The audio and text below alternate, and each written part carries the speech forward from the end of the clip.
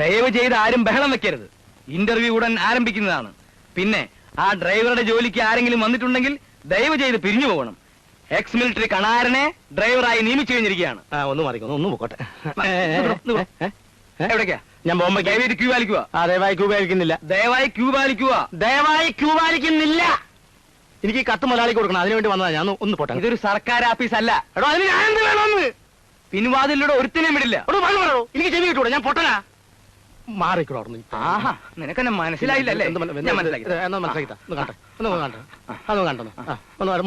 മുണ്ടഴിച്ചോ. നീ അയക്കണം, മുണ്ട് കഴിക്കണം. ആദ്യം മുണ്ട് നീ അയക്കണം. മുണ്ട് അങ്ങനെ പറ. ഇത് പുതുക്കാട് MLA യുടെ കത്താ. MLA യുടെ കത്തോ? നേരത്തെ പറയണ്ടേ? അതല്ലേ നേരത്തെ പറഞ്ഞത്.